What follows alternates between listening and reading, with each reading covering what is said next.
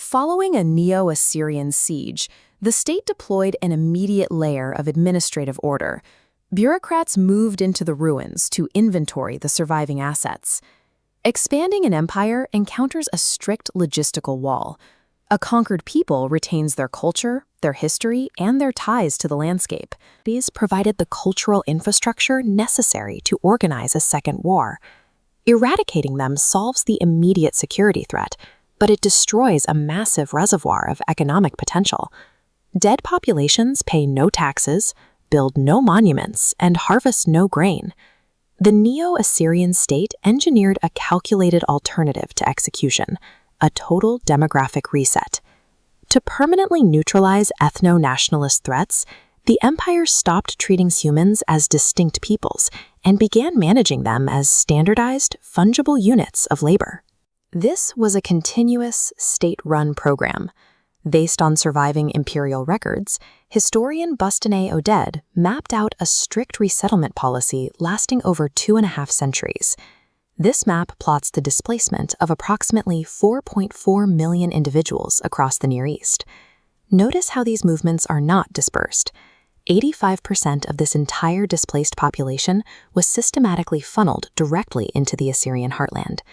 By extracting populations from the edges and pouring them into the center, the state simultaneously drained the capacity for peripheral rebellion and supercharged its own domestic workforce. The resettlement policy operated as a cold, rational algorithm, carefully designed to absorb and digest vast new territories. Following a conquest, the surviving population was marched into holding camps outside their own city walls. This flowchart outlines the empire's sorting protocol.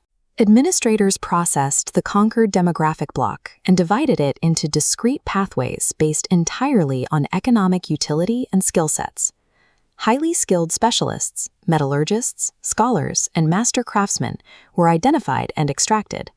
They were routed directly to imperial capitals like Nineveh and Kalhu to centralize intellectual and cultural wealth. The untrained peasantry and manual laborers were assigned a different trajectory. They were shipped outward to depopulated or uncultivated borderlands. Placing farmers on undeveloped land immediately expanded the empire's agricultural output. This generated the reliable tax revenue streams required to feed the military and fund state projects. This immense labor engine provided the raw human capital required to build the massive palaces and libraries envisioned by the Assyrian kings. The empire actively engineered its supremacy. It conquered rivals, stripped them of valuable human assets, and imported those individuals to build up the imperial core. In 720 BCE, King Sargon II faced a severe domestic crisis. A faction of Assyrians engaged in a direct power struggle against him. The standard expectation for domestic treason is swift public execution to deter future uprisings. Instead, King Sargon II bypassed the executioner. He applied the resettlement algorithm to his own people, forcing the dissidents to relocate to the newly conquered Syrian city of Hamat. This single action accomplished two objectives simultaneously. Sargon physically removed political rivals from his capital, and he supplied a war-torn provincial city with the specific labor needed to rebuild its infrastructure. Over time, the state actively encouraged these deportees to mix with the local inhabitants. The objective was to dissolve their prior loyalties and forge a new, shared Assyrian identity. Choosing to spare these lives was a matter of logistics. The state operationalized mercy to maintain geopolitical stability and capture useful labor. Moving millions of people across arid plains requires immense physical infrastructure. Look closely at this surviving relief. The state kept families intact, allowing children to walk alongside their parents in highly organized columns. The Assyrians integrated wheeled carts and beasts of burden directly into the marching columns to carry necessary goods and sustain the pace of movement. The historical record contradicts the popular image of a punitive, disorganized death march intended to punish the weak. A dead laborer provides exactly zero return on investment. The state needed them to arrive alive, healthy, and ready to work on day one.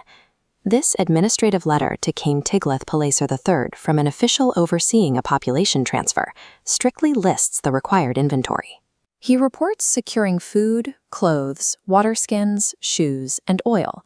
noting he is waiting for donkeys before the convoy can move.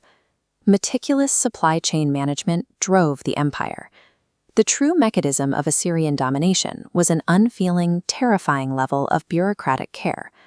While the displaced families endured the physical exhaustion of the desert crossings, the imperial administrators remained entirely focused on the ledgers.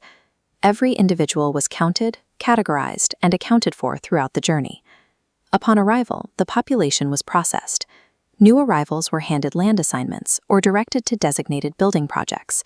If a deportee demonstrated complete loyalty by adopting the state gods and the Assyrian identity, they could be integrated, even joining the imperial military. This precise processing restructured the demographics of the Near East, establishing a functional blueprint later inherited by the Neo-Babylonian Empire. This diagram illustrates the long-term demographic outcome. Over generations, distinct local cultures and traditions were pressured to blend together, dissolving into a single homogenized imperial mass. The original linguistic and national boundaries of the conquered states were permanently erased from the map. The Neo-Assyrian state achieved total domination through the absolute commodification of human life, transforming millions into the standardized, replaceable components of an imperial machine.